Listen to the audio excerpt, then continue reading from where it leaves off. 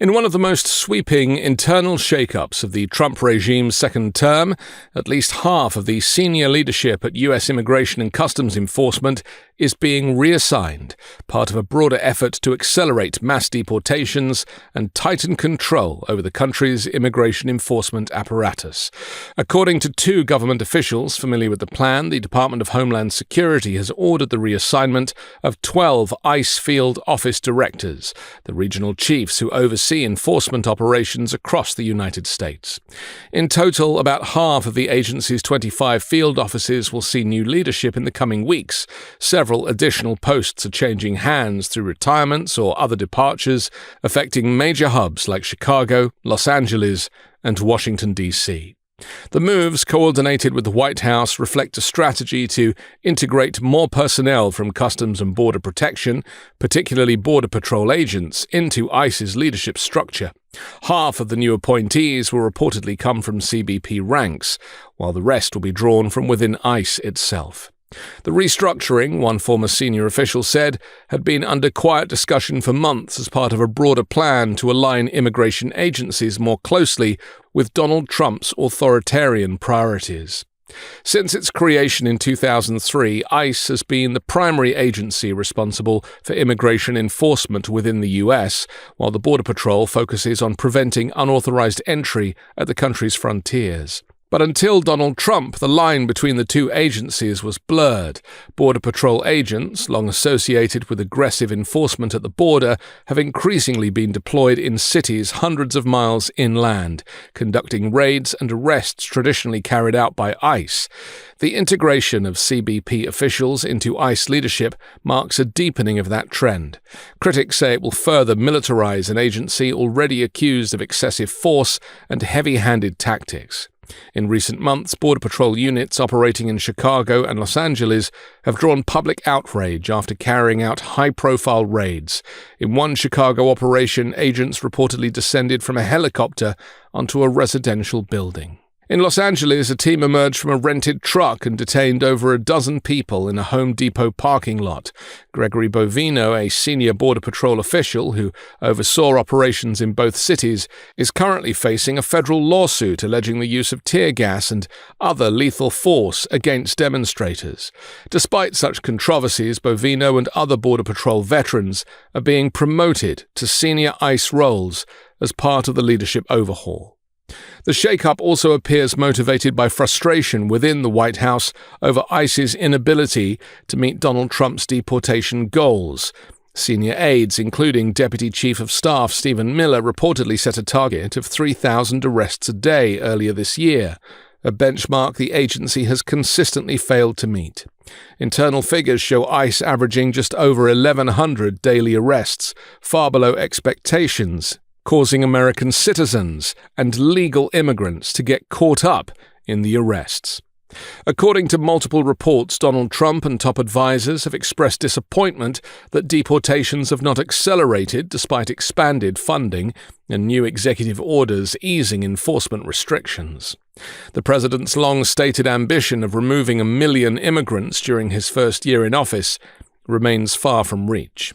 Homeland Security and White House spokespeople declined to comment directly on the reassignments, but issued statements emphasizing unity and determination. "This is one team, one fight," said DHS spokesperson Tricia McLaughlin. President Trump has built a tenacious team, led by Secretary Kristi Noem, to deliver on the American people's mandate to remove criminal aliens from this country.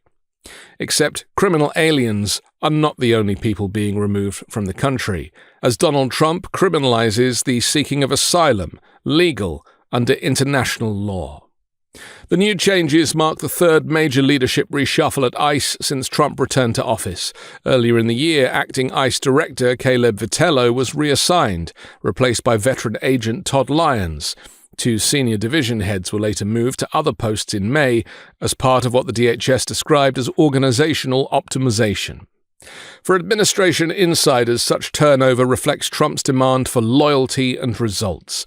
Supporters argue that constant restructuring keeps the bureaucracy aligned with Trump's mission, while critics say it creates instability, weakens oversight, and promotes a culture of fear among federal employees. The ICE shake-up coincides with growing criticism of the regime's immigration policies, particularly regarding free speech. Over the weekend, British journalist Sami Hamdi was detained by immigration authorities at San Francisco International Airport. The Council on American Islamic Relations denounced the move as a blatant affront to free expression, claiming Hamdi's detention was retaliation for his outspoken criticism of Israel's military campaign in Gaza during a US-speaking tour. A Trump regime official confirmed Hamdi faces deportation proceedings, but declined to specify the grounds.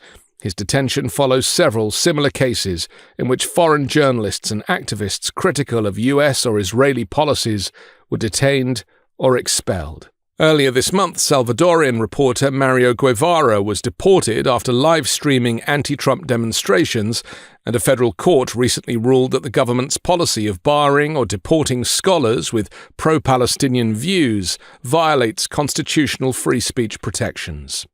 That ruling, issued by a Reagan-appointed judge, described the policy as an attempt to intentionally chill protected expression. Legal experts expect the administration to appeal, likely taking the case to a Supreme Court now dominated by far-right Christian nationalists, shaped by Donald Trump's judicial appointments. Despite the court's rebuke, the State Department has continued to revoke visas under the policy, citing national security considerations. Civil rights groups warn that the government's recent actions, including Hamdi's detention, show a growing willingness to use immigration enforcement as a political weapon. Together, the ICE restructuring and recent detentions paint a picture of a government seeking not just to control borders, but to redefine the boundaries of dissent.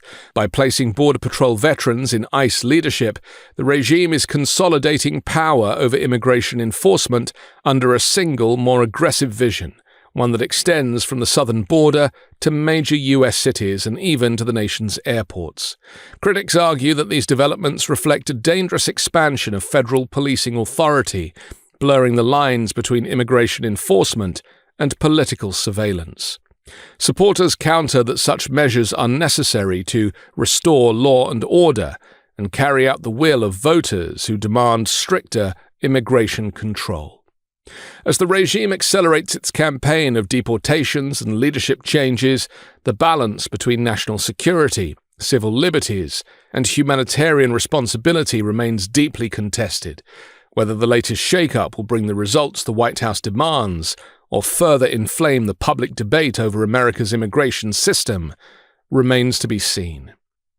I'm Anthony Davis. You can find me on the 5 Minute News YouTube channel and podcast, on Wednesdays co-hosting Uncovered, and on Sundays on The Weekend Show with MeidasTouch. Love this video? Support independent media and unlock exclusive content, ad-free videos, and custom emojis by becoming a paid member of our YouTube channel today. You can also gift memberships to others. Let's keep growing together.